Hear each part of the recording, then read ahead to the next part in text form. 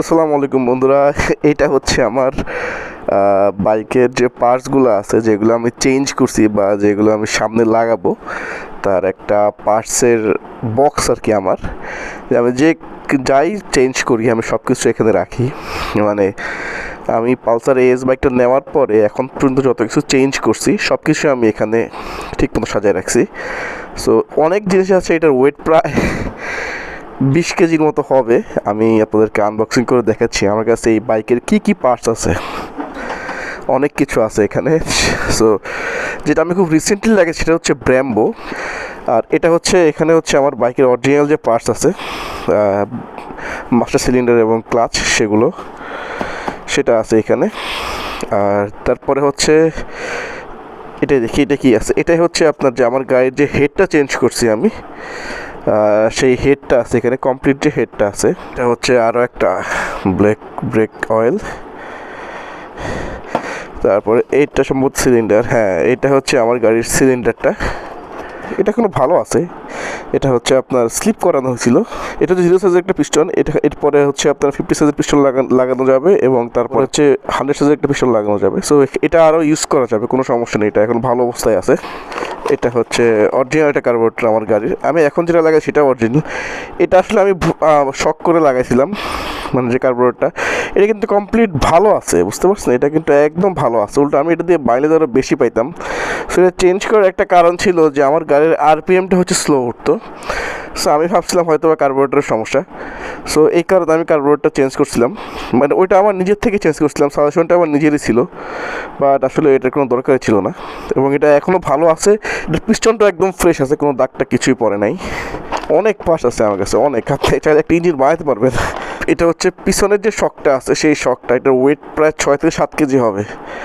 আর এটা আপনি ঠিক করে ইউজ করতে পারবেন, এখনও ভালো অবস্থায় আছে। এটা আমি একটা ঢাকাতে যেয়ে এটা আমি ঠিক করাবো, আমি সময় পাচ্ছি না। এটা এখনও মোটামুটি ভালো অবস্থায় আছে। এখানে হচ্ছে একটা ইগনিশন সিস্টেম আছে এখানে, মানে পুরো একটা ইগনিশন সেট আপ আছে। এটা একদম ভালো এবং এটা অরিজিনাল একটা সেট আপ। এটা আমার বাইকের অরিজিনালটা ইগনিশন সেট আপ, এটা ভালো। আমি চেঞ্জ করছিলাম হচ্ছে শুধুমাত্র বাইকটা কেনার পরে হচ্ছে উচিত পুরো ইগনিশন সিস্টেমটা চেঞ্জ করা। সো আমি যেহেতু ইউজ কিনছিলাম, সো যার ফলে আমি ইগনিশনটা চেঞ্জ করছি পুরো গাড়িটা। আর এখানে একটা এয়ার ফিল্টার আছে, যদিও এটার অবস্থা এখন যথেষ্ট ফ্রেশ, তবু আমি চেঞ্জ করে ফেলছি এবং এটা পরবর্তীতে আবার ইউজ করা যাবে এয়ার ফিল্টারটা। আর কি আছে, ও আচ্ছা, এখানে হচ্ছে রেসার আছে। এটা আমি একজন আমাকে গিফট করছিল রেসার, পালসার 150 একটা রেসার। সো আমি জানি না এটা আমার পালসার এসে লাগবে কি না। সো যদি লাগে সেক্ষেত্রে আমি লাগাবো, আর নাহলে অন্য কাউকে দিয়ে দিব আর কি।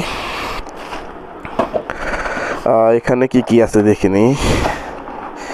ও আচ্ছা, এখানে টাইমিং চেন আছে একটা, 2টা টাইমিং চেন আছে। আর কি আছে, ও আচ্ছা, এখানে হচ্ছে আপনার 4টা ভালভ আছে। সো ইনটেক ভালভ এবং এক্সহস্ট ভালভ আছে 4টা, এবং 4টায় ভালো আছে। 4টা একদম ভালো আছে, আপনি ওয়াশ করে নিলে হয়ে যাবে। সো আমি যে কবার ইঞ্জিন খুলি সে কবার ভালভগুলো চেঞ্জ করে ফেলি। আর এইখানে হচ্ছে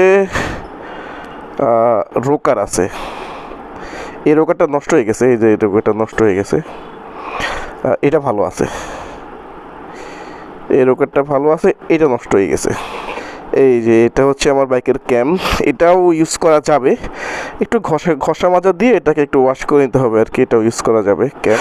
আর এখানে টুকটাক কিছু সিগন্যাল লাইট এবং কিছু ওয়ারিংয়ের জিনিস আছে। সো এই হচ্ছে আমার কাছে আমার পালসারের যা আছে সব কিছু। বাট ওভারঅল অনেক পার্টস আছে আমার। মোটামুটি আমি যে কবারই গাড়ি চেঞ্জ করি বা গাড়ি পার্টস লাগাই, সে কবারই সেই যে পার্টসটা আমি চেঞ্জ করি সেই পার্টসটা আমি খুলে বাসায় নিয়ে আসি। সো এতে করে আমার ভালো মানে সুবিধা হয়েছে অনেক, কারণ আমার এই ভাল্বগুলো আমি রেখে দিয়েছিলাম এবং পরবর্তীতে ভাল্ব আমার লাগে নাই, আমি আগের ভাল্ব দিয়ে চালাতে পারতেছি। সেটা অনেক সুবিধা আছে। সো যেসব গাড়ি আপনারা চেঞ্জ করবেন, মানে যেসব পার্টস চেঞ্জ করবেন, সে সবগুলো পার্টস আপনারা হোক ভালো হোক নষ্ট রেখে দিবেন, দেখবেন কোনো না কোনো সময় কাজে আসবে।